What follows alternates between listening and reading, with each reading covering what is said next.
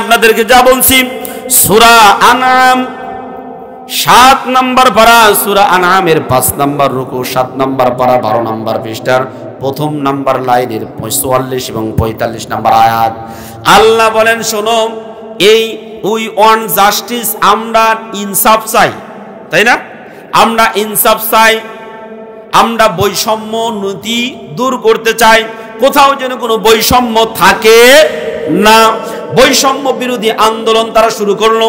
যেই পরিমাণ জুলুম নির্যাতন তারা করেছে, আল্লাহ বলছেন না, তোমরা চেয়েছো তার পদত্যাগ, কিন্তু ওরা যেই পরিমাণ জুলুম নির্যাতন করেছে, ওদের শুধু পদত্যাগ করলে হবে না, ওদের করতে হবে দেশ ত্যাগ। আরো জোরে বলেন, এদের করতে হবে দেশ ত্যাগ। কারণ আল্লাহ নিজে বলছেন, ফাকুতিআ দাবিরুল কওমিল্লাযীনা যালামু আলহামদুলিল্লাহি রাব্বিল আলামিন। আল্লাহু আকবার। আল্লাহ নিজে বলছেন, এক শব্দের দিকে খেয়াল করেন, অতবার অতিয়া মানে কেটে দেওয়া হয়েছে। আমি আপনাদের মসজিদে খুব সম্ভব বলেছিলাম, খেয়াল করেন, মনে আছে? মসজিদেও বলেছিলাম, আবার এখানে বলি, যেহেতু মাইক অনেক দূর পর্যন্ত যাচ্ছে, বাদাল গাছ যদি কেটে দেন পরের দিনে এতখানি জ্বালাবে। এই যে আমাদের যে কলা গাছ আছে, এটা যদি কেটে দেন পরের দিনই এতখানি জ্বালাবে। কিন্তু বাদাল গাছের যদি মোতাও ফেড়া ফেলান জ্বালাইবে, কচু গাছের যদি গোড়া তুলা ফেলান জ্বালাবে। আল্লাহ এখানে বলছেন ফাউতিয়া দাবের, দাবের মানে গোড়া, এই বাংলা অর্থ থাকলে খুলে দেখবেন, দাবের মানে গোড়া। ফাউতিয়া দাবিরুল কওমিল্লাযীনা যালামু, আল্লাহ জালিমদের গোড়া কেটে দিয়েছে। সুবহানাল্লাহ কর। আল্লাহ জালিমদের গোড়া কেমনে কাটলো? বড় শয়তানরা যদি এই দেশেই পদত্যাগ করে থাকতো, তাহলে এই দেশ থেকে এরা গোড়া কাটতো না। এই বড় শয়তান পালানোর কারণে ছোট শয়তান এমনিতেই শেষ।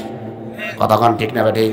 এ যদি পদত্যাগ করে এই দেশে থাকতো, তাহলে এতগুলো মানুষ যাইতো না, এদের রাজনীতি আরো থাকতো, বাংলার মানুষ এত ঘৃণা তাদের উপর নিক্ষেপ করতো না। কিন্তু আল্লাহ বলেন না, ওরা নিরপরাধ মানুষদেরকে হত্যা করেছে, ওরা আলেমদেরকে বেইজ্জতি করেছে, আলেমদেরকে হত্যা করেছে। আল্লামা দেলোয়ার হোসেন সাঈদী কথা বলেছিলেন, আমার রক্ত যদি বাংলার জমিনে পড়ে, যারা নিবে ওদের অস্তিত্ব তার আগেই শেষ হয়ে যাবে।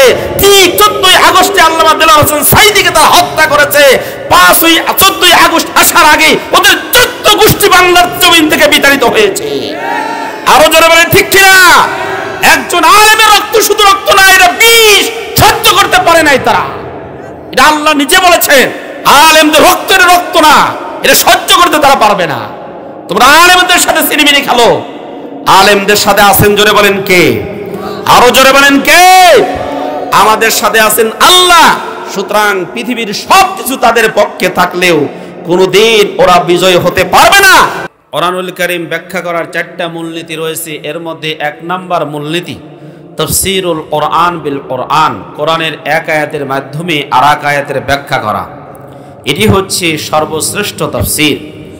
এইরকম তাফসীর যিনি করেছেন, তাকে বাংলার জমিনের আওয়ামী লীগ, বিএনপি, জাতীয় পার্টি, জাসদ, বাসদ, কওমি বলেন, আলিয়া বলেন, যাই বলেন না কেন, সর্বস্তরের মানুষ যাকে রেসপেক্ট করত, সম্মান করত, যিনি কোনো জায়গাতে আসবেন বলে যদি কানে বাতাস যেত, তাহলে হাজারো কাজের ভিড়কে উপেক্ষা করে কোরআনের তাফসীর শোনার জন্য যেতেন। যেই ব্যক্তির কোরআনের কথা শোনার জন্য যেতেন, ওই ব্যক্তির নাম সবাই একটু বলেন তো। আল্লামা দেলোয়ার হোসেন সাঈদী। তিনি আল্লামা উপাধি পেয়েছেন লন্ডন থেকে। আল্লামা শব্দটা যেন তেন লাগানো যাবে না। ডক্টরের শব্দটা যেমন যে কাউকে লাগানো যায় না। স্কুলের বারান্দাতে যায় নাই মূর্খের মূর্খ, মূর্খদের হেডমাস্টার, এরকম ব্যক্তি 9 ক্লাস কম মেট্রিক ফেল আছে না? 9 ক্লাস কম মেট্রিক ফেল এ বেচারা স্কুলের সভাপতি। এই যে ছিল কিছুদিন আগেই, ছিল না? ছিল। গরুর দালালি করে, এ যা হয়েছে হেডমাস্টার, এদের হচ্ছে সভাপতি। যদি হেডমাস্টারদের সভাপতি এই হয়, তাহলে এই জাতির কপালে গরুর দালালি করা ছাড়া আর কিছুই থাকবে না। গরুর দালাল যায় যদি স্কুলের সভাপতি হয়, তো সে আর কি উপদেশ দিবে? এ বলবে গরু এরকম করে কিনে নিয়ে এসে এরকম করে বিক্রি করলে ফস করে এত টাকা লাভ হবে, এছাড়া আর কি বলবে সে? ওর ভিতরে কোনো মাল থাকলে না বলবে সে। আমার প্রিয় ভাইরা, তো যিনি এমন সম্মানিত ব্যক্তি ছিলেন, কোরআন থেকে কোরআনের কথা বলতেন। এই কোরআনের পাখি যেই জায়গাতে আসতেন সেখানে মানুষদেরকে ভাড়া দেওয়া লাগতো না, টাকা দেওয়া লাগতো না। মানুষ নিজের পকেটের টাকা খরচ করে সকালবেলা বা দুপুরবেলা গিয়ে বসে থাকতো। অজু ইস্তেঞ্জাও যদি আসতো তারপরেও কোনো রকম চেপে চেপে বসে থাকতো, সামনে বসে আলেমে দ্বীনের মুখ নিঃসৃত বাণী শুনবে। সেই আলেমে দ্বীনকে যারা সহ্য করতে পারে না, শুধুমাত্র তার জনপ্রিয়তার কারণে ওই পশ্চিমা একটা রাষ্ট্রকে খুশি করার জন্য যে সমস্ত ব্যক্তিগুলো তাকে অন্যায়ভাবে 13টি বছর জেলখানার মধ্যে আবদ্ধ করে রেখেছে, শেষ পর্যন্ত চিকিৎসার নামে যাকে হত্যা করেছে সহ্য করতে পারে নাই, এই আলেমদেরকে যারা হত্যা করেছে, কষ্ট দিয়েছে, জেল জুলুম মামলা হামলা ইত্যাদি দিয়েছে, এই আলেম হত্যাকারীদের বাংলার জমিনে বিচার শুরু হয়েছে। আগামী দিনে এর চাইতে আরো কঠিন বিচার শুরু হবে ইনশাআল্লাহ। কথা বলেন ঠিক না ঠিক? সম্মানিত ভাইরা আমার, তিরমিজি শরীফের হাদিস এসেছে, মান আদালি ওয়ালিয়ান ফাকাদ আযানতুহু বিল হারব। যারা আল্লাহর ওলিদের সাথে বেয়াদবি করবে, অসম্মান করবে, বেইজ্জতি করবে, আল্লাহ তাদের বিরুদ্ধে যুদ্ধের ঘোষণা দিবে। আর আল্লাহ যদি কারো বিরুদ্ধে যুদ্ধের ঘোষণা দেয়, বলেন তো পৃথিবীর কোনো রাষ্ট্র বা কোনো দেশ আল্লাহর বিরুদ্ধে যুদ্ধ ঘোষণা করে কি পারবে? আল্লাহর প্রতিপক্ষ হয়ে কোনো সময় পারবে না। সুতরাং আল্লাহ যখন কাউকে পাকড়াও করেন, আল্লাহ ধরে না, ধরলে আল্লাহ ছাড়ে না। ইন্না বাতশা রাব্বিকা লাশাদীদ, 30 নম্বর পারা সূরাতুল বুরুজের শেষের দিকে রয়েছে, আল্লাহর ধরা বড়ই কঠিন। যাকে ধরেছে তাকে ছাড়ে নাই, বরং তাকে হেনস্থা করেছে, অপমানিত লাঞ্ছিত করেছে। এর চাইতে আর লাঞ্ছনা কোথায় পাবে? বাংলার এই জমিনে যারা বলতো আমাদের 70% সমর্থন রয়েছে, আমরা দেশের এত উন্নয়ন করেছি, এত কিছু করেছি, আমার বাপ দেশটা স্বাধীন করেছে, এই কথা বলে বলে 15.5 বছর 16.5 বছর পর্যন্ত সব জায়গাতে বলে বেড়াইতো। এই লোকগুলো যখন ছোট্ট মাসুম বাচ্চা স্কুল কলেজে পড়ে, এদের যখন আন্দোলন শুরু হলো, সেই আন্দোলনের কারণে পিছনে রাস্তা দিয়া যারা পালাইতে বাধ্য হলো, যারা এই রাষ্ট্রের মধ্যে আর স্থির থাকতে পারলো না, এর চাইতে বেজ্জতি, এর চাইতে লাঞ্ছনা, এর চাইতে বঞ্চনা, এর চাইতে অপমান আর কিছু হতে পারে না। কথা বলেন ঠিক না ঠিক? যিনি বলেছিলেন আমি পালাই না, এই কথাই অহংকার করে দাম্ভিকতার পূর্ণ এই কথা বলার 10 দিনের মাথায় শুধু পালায় নাই, কুকুর যেমন পিছনে লেজটা পিছনের মধ্যে দিয়া পিছনের দরজাটা পালায়, এই অহংকারীগুলো, এই জালিমগুলো পিছনের দরজা দিয়ে পালাইতে বাধ্য হয়েছে। সম্মানিত ভাইরা আমার, এই জন্য আমরা অহংকার কখনো করব না। আল্লাহ আমাদেরকে বুঝদান করুক। লাখো কোটি দরুদ সালাম বিশ্ব মানবতার মুক্তির দিশারি, হেদায়েতের কান্ডারি, রহমাতাল লিল আলামিন জনাবে মুহাম্মদ রাসূলুল্লাহ সাল্লাল্লাহু আলাইহি ওয়াসাল্লাম। সম্মানিত উপস্থিতি, যে আমরা এখন যে আলোচনা করব, এই আলোচনার টাইমটা আসলে প্রধান মেহমানের আলোচনার টাইম, এটা আসলে দ্বিতীয় মেহমানের আলোচনার টাইম না। কারো হক নষ্ট করা যাবে না, হক নষ্ট করলে আল্লাহ ধরবেন। ওনার হকটা আমি নষ্ট করে ফেলছি, এই জন্য আমি আর কথা বলতে পারবো না, এই সরাসরি টাকা চাওয়া লাগবে। যেহেতু আপনাদের এখানে দেওয়া আছে এই কবরস্থানের উন্নতি কল্পে, মানুষের তার উন্নতির দরকার নাই। উন্নতির দরকার আছে? কথা বলে না। মানুষের কি উন্নতির দরকার আছে? নাই। আমাদের কবরস্থানের উন্নতির দরকার। আর কবরস্থানের উন্নতি হবে, মানুষ কম মরবে, টাকা বেশি আদায় হবে। মানুষ যত কম মরে তত কবরস্থানের জায়গা কেনা লাগবে কম। মানুষ যদি বেশি মরে তাহলে কবরস্থানের জায়গাও বেশি করে কিনতে হবে, তাই না? এজন্য আমাদের টাকার দরকার, আমরা টাকা নিব। এই বাবু, এই যে তোমাদের মাইকটা যদি 10 মিনিট আমি কথা বলি তাহলে আমার গলা নষ্ট হয়ে যাবে, কালকের মাহফিল নষ্ট হয়ে যাবে। তোমাদের সেট করা শেখো নাই, আমি বলতেছি ওকে, ও বুঝবে। তোমাদের মাইকটা থাকতে হবে সরাসরি কানের দিকে। তুমি দিয়েছো মাথার দিকে, কোন সাইডে দিয়েছো? পিছনে দিয়েছো। তা আমি কথা বলবো এখান থেকে আস্তে আস্তে করে সামনের দিকে যাবো, বোল্ড আমার কানে আসতে হবে, নইলে আমি লোকগুলো তো ঘুমিয়ে যাবে। এখন রাত 10টা বাজে, কিছুক্ষণ পর পর এদেরকে নারায়ে তাকবীর দেওয়াতে হবে, নাহলে ঘুম ধরবে না আপনাদের। যদি নারায়ে তাকবীর দেন ঘুম ধরবে? ঘুম ধরবে না। তা আমি বলবো কেমন? এই যে একটুখানি প্রেশার দিয়েছে, আমার গলা নষ্ট হয়ে যাচ্ছে। এই যে আমার কানে আসতে হবে, কানে আওয়াজ আসতেছে ওইটার, এটার না, আউটেরটা কেমন আসবে? না ওটা আসুক, কানেরটা সরাসরি এখানে যাবো না, বলবো আমি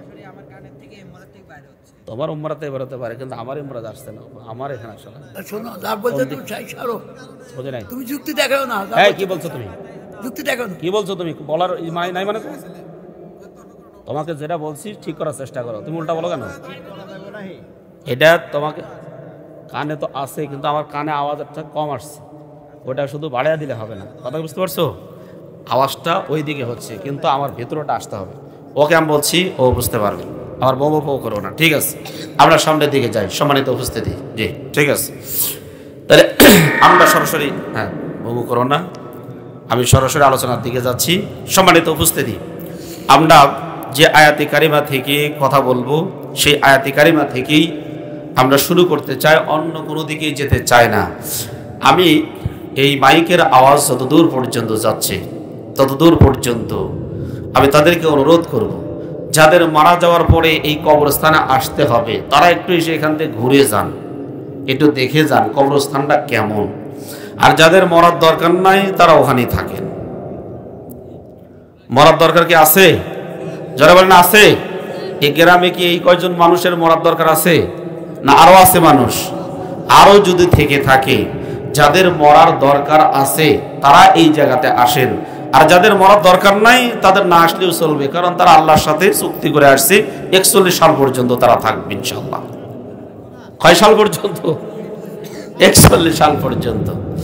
আল্লাহ রাব্বুল আলামিন কোরআনুল কারীমের মধ্যে জানিয়ে দিলেন, وَلِكُلِّ أُمَّةٍ أَجَلٌ فَإِذَا جَاءَ أَجَلُهُمْ لَا يَسْتَأْخِرُونَ سَاعَةً وَلَا يَسْتَقْدِمُونَ। সূরা আ'রাফ 4 নম্বর রুকু, 8 নম্বর পারা, 13 নম্বর পৃষ্ঠা, 7 নম্বর লাইনে 33 নম্বর আয়াত,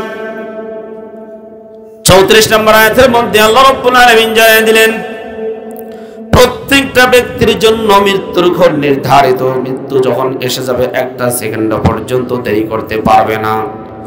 যখন এই মৃত্যুর সময় এসে যাবে সঙ্গে সঙ্গে তাকে যেতে হবে। একটা সেকেন্ড আগেও মরবে না, একটা সেকেন্ড পরেও মরবে না। আল্লাহ রাব্বুল আলামিন প্রত্যেকটা মানুষের মৃত্যুর ক্ষণ নির্ধারণ করে দিয়েছে। কার বয়স বেশি, কার বয়স কম, এটা দেখার কোনো সুযোগ নাই। কত বৃদ্ধ মানুষ আছে যারা বৃদ্ধর কারণে, বয়সের কারণে তারা লড়তে পারছে না, যাইতে পারছে না, হাঁটতে পারছে না, একা একা হাঁটতে হাঁটতে পিছিয়ে পড়ে যায়। এদিকে খেয়াল করেন, একা একা হাঁটতে হাঁটতে পিছিয়ে পড়ে যায়। একা একা হাঁটলে পিছিয়ে পড়ে তো, তাহলে একা একা হাঁটলে কেমনে পিছিয়ে পড়ে খুব ভালো মতো খেয়াল করেন। এখান থেকে চৌরাস্তা বা সিরাজগঞ্জ রোড পর্যন্ত আমার আপনার যাইতে হয়তো 10 মিনিট সময় লাগবে, কিন্তু একজন বৃদ্ধ মানুষ 90 বছর পার হয়েছে বা 100 বছর পার হয়েছে, লাঠিতে ভর দিয়ে হাঁটে, আমার আপনার যাইতে 10 মিনিট সময় লাগবে, কিন্তু এই বেচারার যাইতে 1 ঘন্টা সময় লাগছে। 10 মিনিট হাঁটার পরে তাকে একটু জিরানি দেওয়া লাগে আরো 10 মিনিট। এই রকম করে কিছুক্ষণ পর পর তাকে জিরানি দেওয়া লাগে। আগের মতো আর ক্ষমতা নাই, শক্তি নাই। আগে যেই রকম বাহাদুরি ছিল ওই রকম বাহাদুরি আর তার ভিতরে নেই। আবার প্রিয় বাবাজিরা, আল্লাহ রাব্বুল আলামিন এই রকম বৃদ্ধ মানুষকে রেখে তাগড়া যুবক মানুষ, সুঠাম দেহের অধিকারী, কোন ধরনের সমস্যা নেই, রাস্তাটা যাইতে হঠাৎ করে অ্যাক্সিডেন্ট করে মৃত্যুবরণ করেছে। আমি আপনাদের এই মসজিদের বোঝানোর জন্য বারবার বলেছি, বেশুদ্ধ হয়ে বোঝানোর জন্য যাওয়ার দরকার নাই। আমাদের প্রিয় ইমাম হাফেজ মাওলানা সাব্বির আহমদ, এই সাব্বির আহমদের বয়স তেমন হয় নাই, খুব বেশি হলে 24 হবে। ছোট্ট একটা মেয়ে মানুষ, বাচ্চা সন্তান, এই কিছুদিন পূর্বে বিয়ে করেছে। সকালবেলা ফজরের নামাজ আদায় করে রোজা রাখা অবস্থায় আমি যখন প্রথমে গ্রাম যায় দেখি তার মোটরসাইকেলের সাথে ভাত বান্ধা ছিল। শেষ রাতে বেলা এখানে হয়তো কারোর সাথে খেয়েছে, রোজা রেখেছে। আবার বাড়ি থেকে যে খাবারটা নিয়ে গেছিল সেই খাবারটার প্রয়োজন হয় নাই, এই ভাতটাও তখনও বান্ধা ছিল। আমি মোটরসাইকেল থেকে খুললাম। আল্লাহ রাব্বুল আলামিন তার হায়াতটা ওই পর্যন্তই রেখেছিলেন, কোনো অসুস্থতাও ছিল না, কিচ্ছু ছিল না। আল্লাহ ওই পর্যন্ত তার হায়াতটা দিয়েছিলেন, এই জন্য সেখানে গিয়ে তার মৃত্যু হয়েছে। হতে পারে আমার আপনার যে কোনো মুহূর্তে মালাকুল মউত এসে ডাক দিলে আমার আপনার থাকার কোনো সুযোগ আছে? জোরে বলেন থাকতে পারবো না? আমার ক্ষমতা আছে, আমার এনএসআই আছে, ডিএসবি আছে, এরপরে আরো বড় বড় বাহিনী আছে, চতুর্দিকে আমার প্রোটোকল রয়েছে। খবরদার মালাকুল মউত আজরাইল আলাইহিস সালাম আসতে পারবে না, আসলেই খবরদার AK-47 দিয়ে শেষ করে দিব, এরকম বলতে পারবেন? যারা বলেন বলার সুযোগ আছে। বাংলাদেশের সবচাইতে বড় ধনী ছিল জহুরুল ইসলাম, হাজার হাজার কোটি টাকার মালিক ছিল, হিসাব নিকাশের কোনো ইয়ত্তা নাই। বর্তমানে অনেকগুলো ধনী মানুষ আছে, এর মধ্যে একজন ধনী মানুষ হলো দরবেশ বাবা। চেনেন?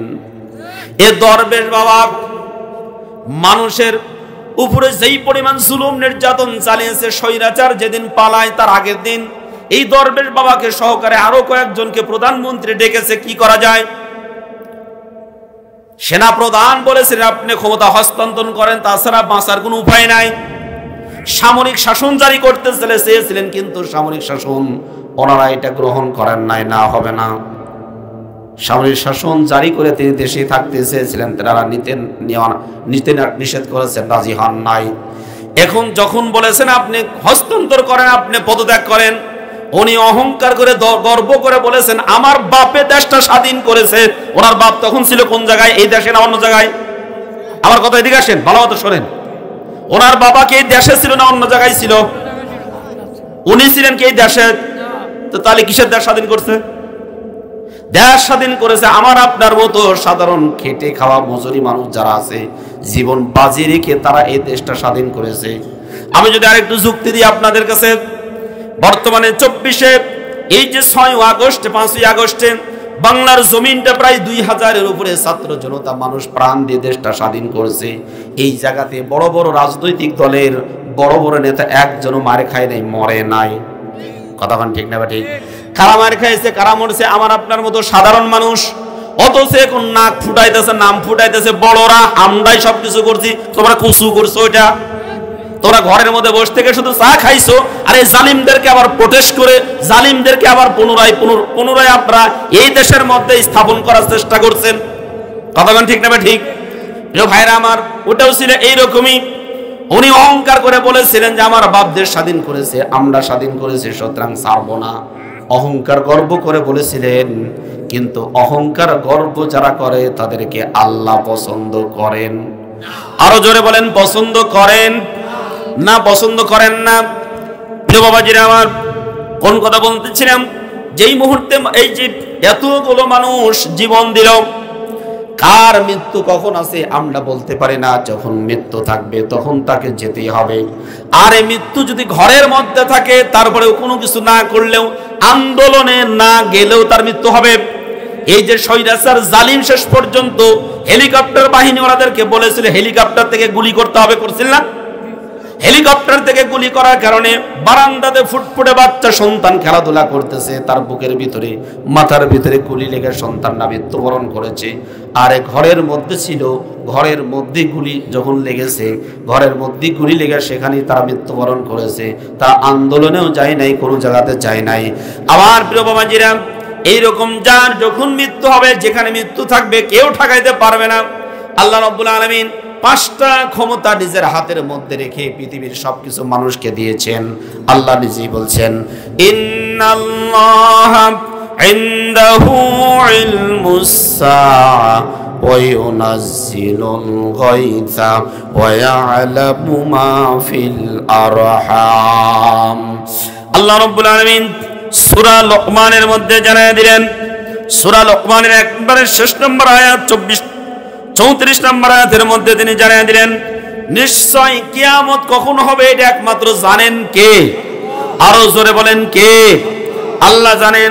ওয়া ইউনাজ্জিলুল গায়থ, কখন বৃষ্টি হবে এটা একমাত্র নিশ্চিত জ্ঞান কার কাছে আছে? আরো জোরে বলেন, কার কাছে? আমরা বলতে পারি বৃষ্টি হতে পারে, বৃষ্টি হবে এমন কোন সংবাদ আজ পর্যন্ত শুনেছেন? না। হতে পারে, পসিবিলিটি রয়েছে, কিন্তু 100% সিওরিটি এটা কোনো ব্যক্তি বলতে পারে না। 3 নম্বরে ওয়া ইয়ালামু মা ফিল আরহাম, 4টি মাস যাওয়ার আগ পর্যন্ত মা রেহেমের মধ্যে সন্তান কি ছেলে হবে না মেয়ে হবে, এটা একমাত্র কে বলতে পারেন? আরো জোরে বলেন, একমাত্র বলতে পারেন আল্লাহ। 4 নম্বরে ওমা তাদরি নাফসুম মাযা তাকসিবু গাদা। আর একজন ব্যক্তি লেবারগিরি যারা করে, যারা শ্রমিক, যারা মাঠে খেটে খায়, এরা জানে না আগামী দিনকে আমি কি উপার্জন করব, তা বলতে পারে না। যারা চাকরি করে তারাও বলতে পারে না আগামী দিন কি উপার্জন করবে, ওর তকদিরে উপার্জন আছে নাকি মৃত্যু আছে, এটা তো সে নিশ্চিত জানে না। 5 নম্বরে ওমা তাদরি নাফসুম বিআইয়ি আরদিন তামুন। কোন জমিনে তার মৃত্যু হবে এটা একমাত্র আল্লাহ জানেন, পৃথিবীর কেউ জানে না। এই 5টা জ্ঞান একমাত্র কার কাছে আছে? আরো জোরে বলেন, কার কাছে আছে? একমাত্র আল্লাহ জানেন। সুতরাং আগামীকালকে আমার ক্ষমতা থাকবে কি থাকবে না, সিয়ার থাকবে কি থাকবে না, বলেন তো অন্যান্য ছোট শয়তানরা কি পলাইতো? কথা বলেন, পলাইতো? এটা আল্লাহ কোরআনে বলছে, তো আমি কি করব? মিলা গেলে তো আমার করার কিছু নাই। আমি কি আয়াত বাদ দিয়ে দিব নাকি? আমি কোরআনের আয়াত ধরে ধরে বলতেছি, পারলে আপনাকে এটা সংশোধন করে দিবেন। খেয়াল করেন, ফালাম্মা নাসু মা যুক্কিরু বিহি ফাতাহনা আলাইহিম আবওয়াবা কুল্লি শাই হাত্তা ইযা ফারিহু বিমা উতু আখাযনাহুম বাগতাতান ফাইযা হুম মুবলিসুন। প্রিয় বন্ধুগণ আমার, আল্লাহ বললেন যখনই তারা আল্লাহর দেওয়া নির্দেশনাগুলো ভুলে গেল, খেয়াল করেন এদিক, ফালাম্মা মানে যখন, নাসু মানে তারা ভুলে গেল, মা যুক্কিরু বিহি যা তাদেরকে উপদেশ দেওয়া হয়েছিল। কি উপদেশ দিয়েছেন আল্লাহ? অন্যায়ভাবে কোনো ব্যক্তিকে হত্যা করা যাবে, শুধুমাত্র রূপপুর পারমাণবিক বিদ্যুৎ কেন্দ্র থেকে 59,000 কোটি টাকা চুরি করা যাবে। কথা কয় না, এই চুরি করা কি কোরআন নিষেধ আছে? কথা বলে না, আছে? চুরি করা যাবে। আর সুইস ব্যাংকে শুধু বাংলার জমিন থেকে টাকা পাঠানো যাবে।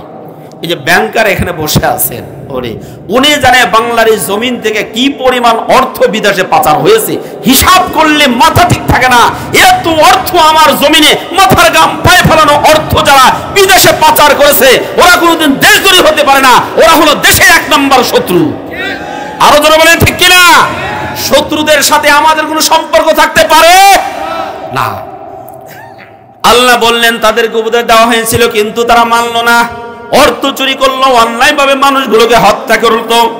নিরপরাধ আলেম তাদেরকে দিনের পর দিন জেলখানার মধ্যে আবদ্ধ করে রাখলো। নিজের বৈধ স্ত্রীকে নিয়ে যখন রিসোর্টে ঘুরতে যায়, সেই সময় এই দেশের সবচেয়ে নিকৃষ্ট ছাত্র সংগঠন এরা তাকে ধরে বলল, তুমি একে এখানে নিয়ে এসে আমোদ ফুর্তি করতেছো, জেনা করার জন্য নিয়ে এসেছো। যিনি নিজেও একজন শাইখুল হাদিস, তার বাবাও একজন শাইখুল হাদিস, বাংলার এই জমিনে সর্বপ্রথম বাংলাতে তা বুখারী শরীফ অনুবাদ করেছে, যাদের গোষ্ঠীতে পর্যন্ত 70 হাফেজ কোরআন পাওয়া যায়। আল্লামা শাইখুল হাদিস মামুনুল হক, এই মামুনুল হক সাহেবকে তারা জেনাকারী বানায়া দিল। আল্লামা দেলোয়ার হোসেন সাঈদীকে ধর্ষক বানালো, যুদ্ধ অপরাধী বানালো, এরপরে ঘরে আগুন দেওয়াকারী বানালো, 5 লক্ষ টাকা এতিমদের সম্পদ এটা আত্মসাৎকারী বানালো। মনে যা চাই তাই তারা করা শুরু করে দিল। আল্লাহ বললেন এগুলা করা যাবে না, করলে বিপদ আছে। ওরা সব কিছু ভুলে গেল না। এত অন্যায় করার পরেও আল্লাহ তো আমাদেরকে ধরে না।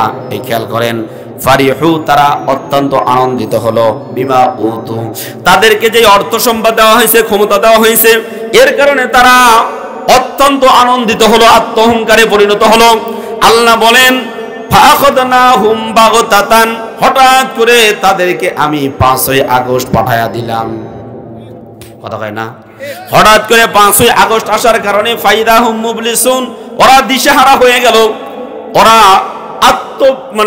আত্মবিস্মিত হয়ে গেল নাকি, মানে সাংঘাতিক ভাবে তারা মর্মাহত হয়ে গেল। আরে এখন আমরা কি করব? ব্যাংকে টাকা রয়েছে, তুলতে পারে নাই, এরপরে ব্যাংক ব্যালেন্স ইত্যাদি আছে, কিছু তো বুঝাইতেও পারি নাই, এত অর্থ সম্পদ ছেলে মেয়েদেরকে এখানে রাখছি, বাইরেও পাঠাইয়াও দিতে পারি নাই, কারণ গতকালকে নেত্রী বলেছে যার কাছে যত অস্ত্র আছে তা নিয়ে মাঠে নামতে হবে। এই কথা বলে উনি ফুস করে পালায়া গেছেন, আমাদেরকে কিচ্ছু বললেন না। কথা কান ঠিক না বে ঠিক?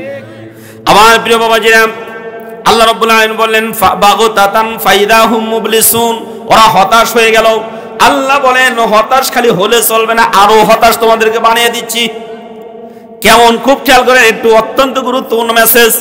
আমি আপনাদেরকে যা বলছি, সূরা আনআম 7 নম্বর পারা, সূরা আনআমের 5 নম্বর রুকু, 7 নম্বর পারা 12 নম্বর পৃষ্ঠার প্রথম নম্বর লাইনের 44 এবং 45 নম্বর আয়াত।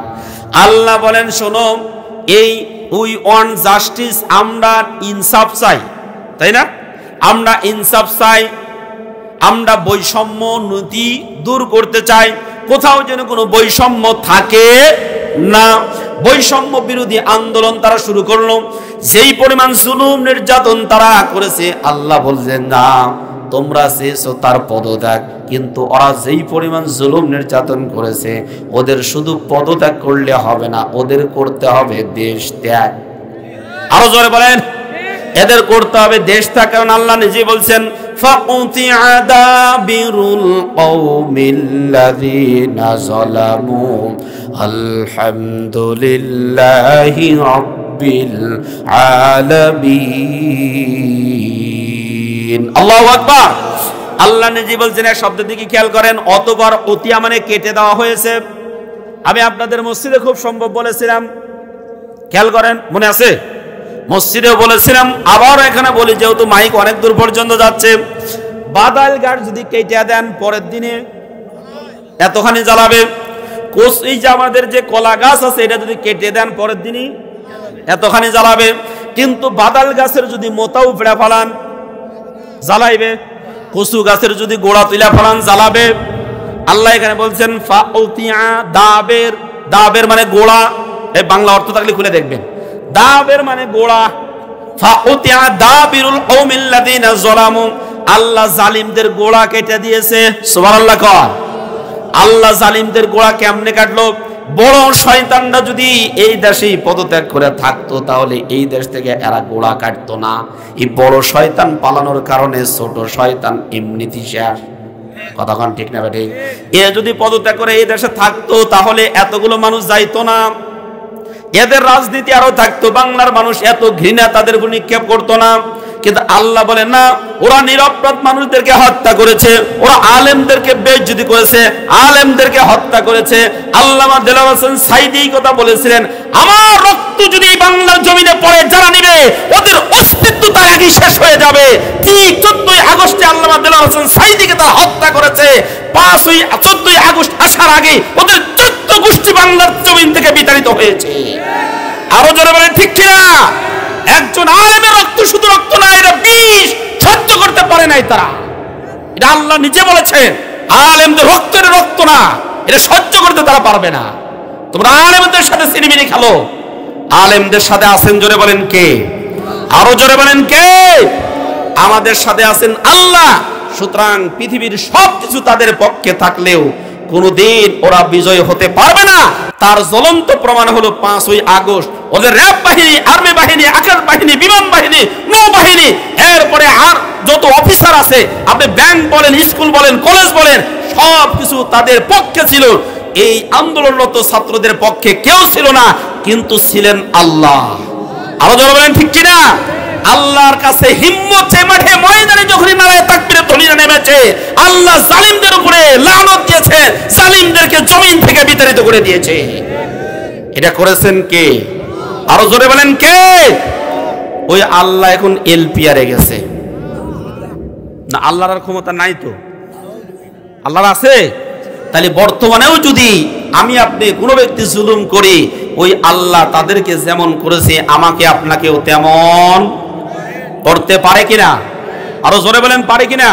এটা মনে রাখতে হবে। আজকে তো কবরস্থানের মাহফিল, আপনি এই কথা মনে করেন না যে 50 লক্ষ টাকা দিয়ে 3 জন মানুষ মেরে কবরের মধ্যে যা আরামসে থাকবো। থাকা যাবে?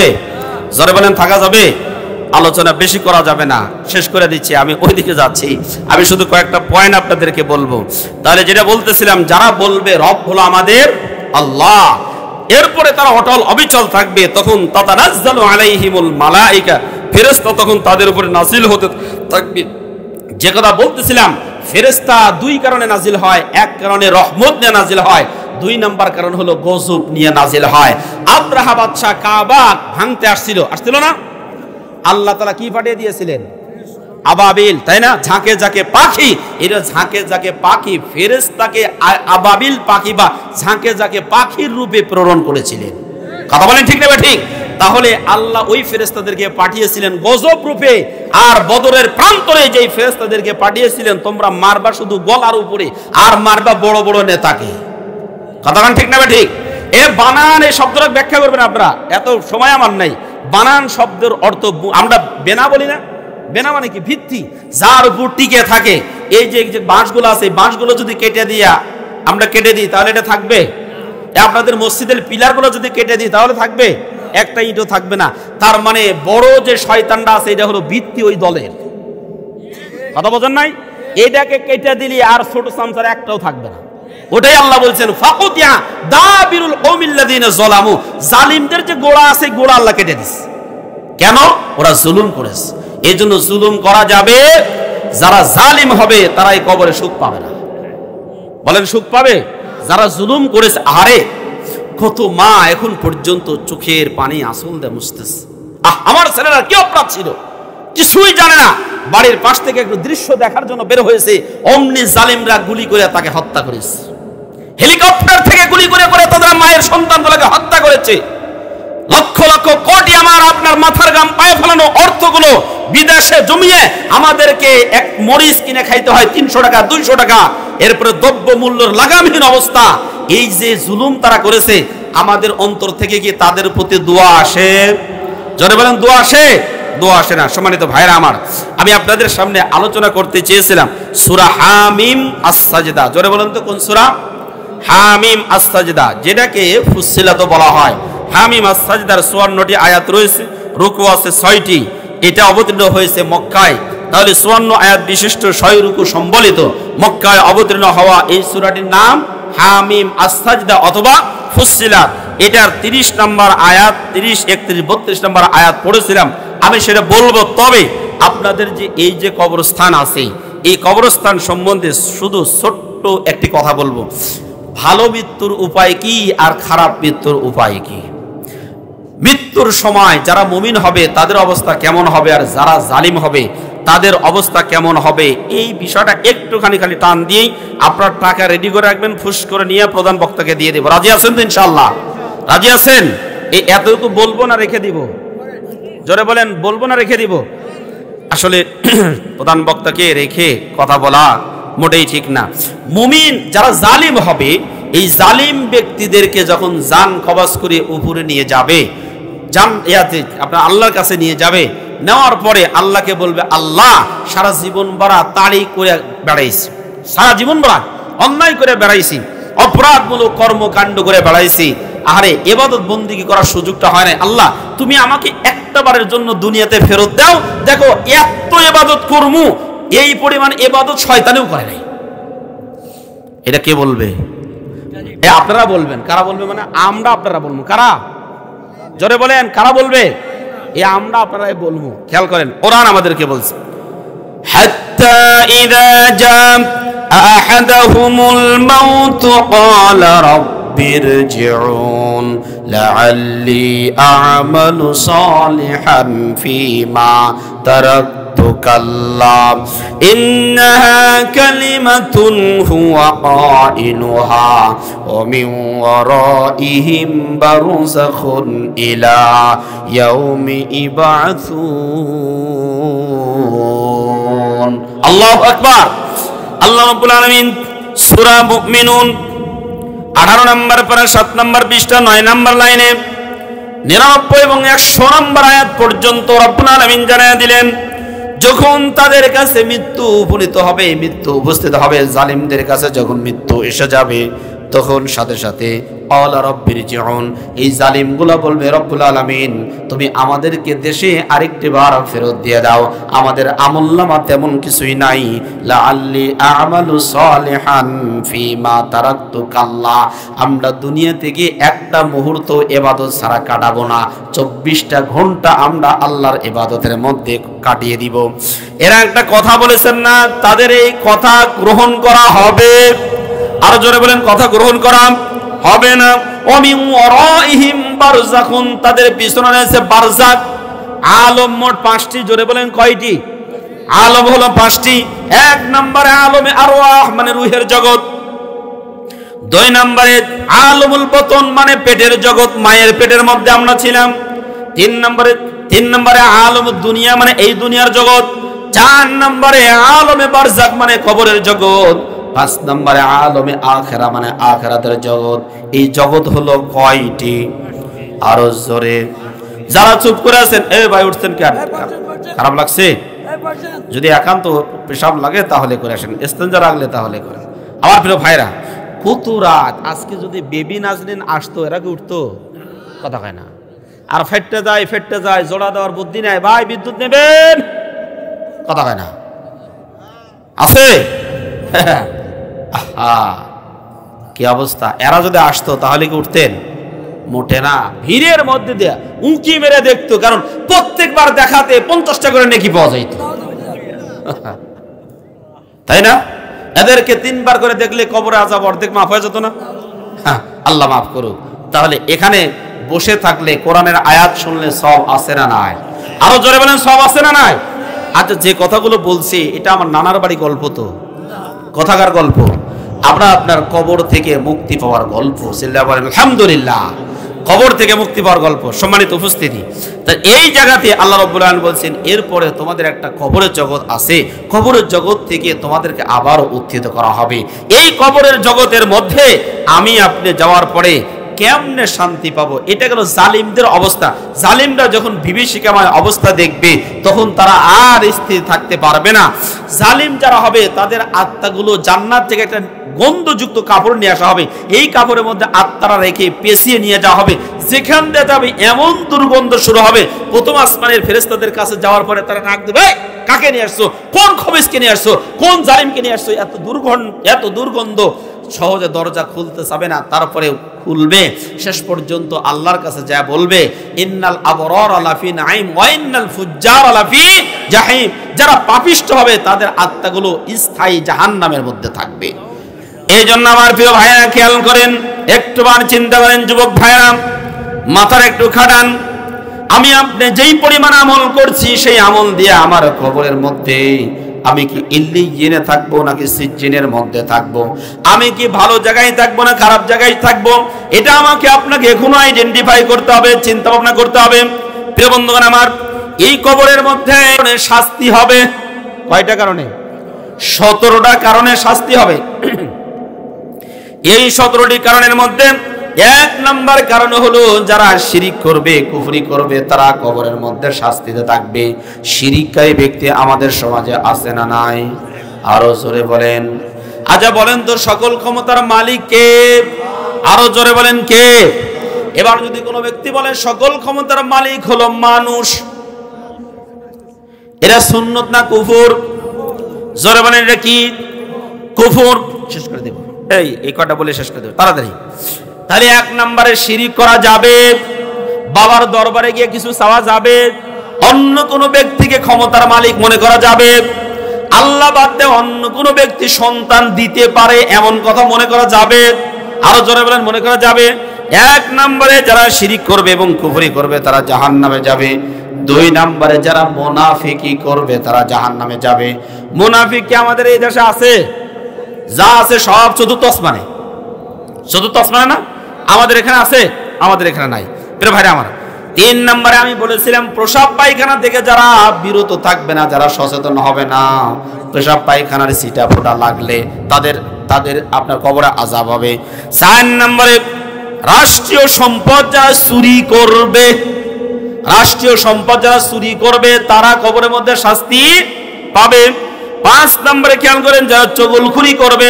6 নম্বরে যারা গীবত করবে। 7 নম্বরে যারা কোরআনুল কারীমের তেলাওয়াত ছেড়ে দিবে, কোরআনুল কারীম বুঝবে না, আমল করবে না। 8 নম্বরে যারা মিথ্যা কথা বলবে তারা তাদের কবরের মধ্যে শাস্তি হবে।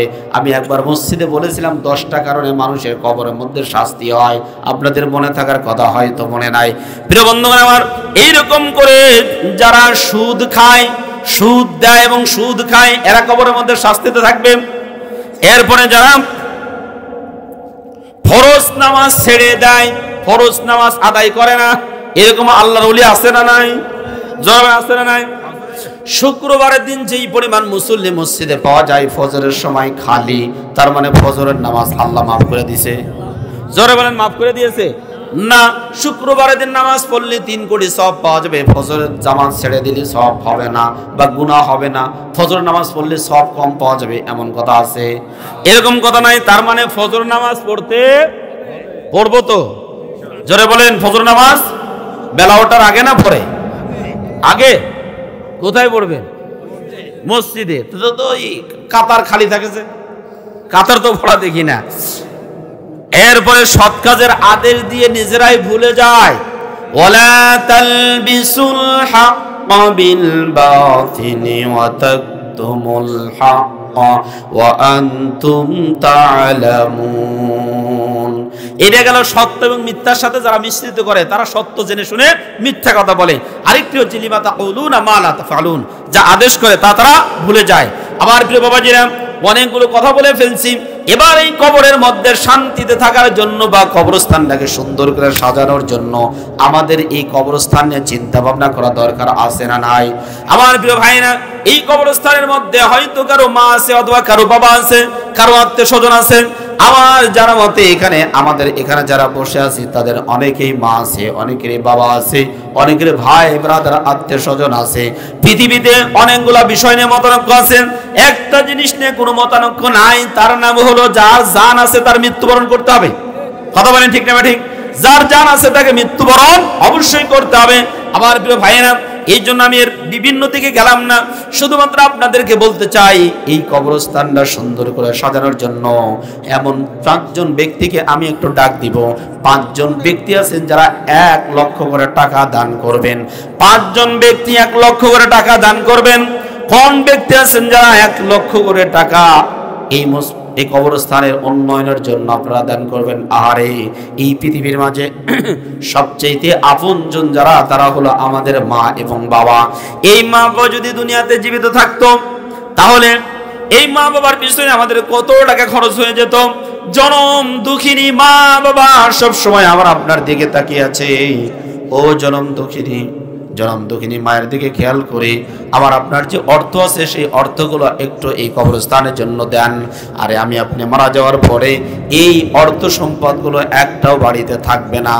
ওই দেখা যায় কবরস্থান ওই আমাদের ঘর, ওইখানেতে থাকতে হবে সারা জনম ভর। কথা বলেন ঠিক কিনা? আমার বাড়িতে যত টাকা পয়সা সোনা দানা গহনা যা কিছু থাক না কেন, এগুলোর একটাও কোনো কাজে আসবে না। মরণের পরে আমাকে চলে যেতে হবে এই কবরস্থানে। একটা টাকা পয়সা আমরা কবরস্থানে নিতে পারবো? জোরে বলেন, নিতে পারবো? এদিকে নিতে পারবো? মোটেই নিতে পারবো না।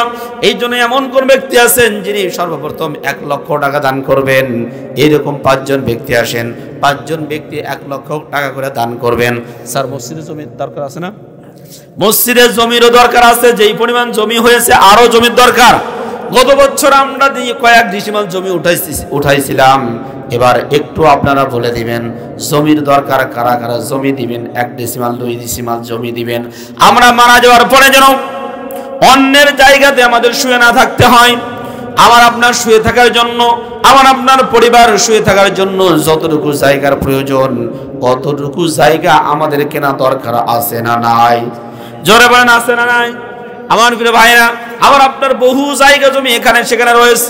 কবরস্থানে একটু অংশ আমরা দিই নাই, টাকাও দিই নাই, জমিও কিনে দিই নাই। সুতরাং কবরস্থানে আমার আপনার জায়গা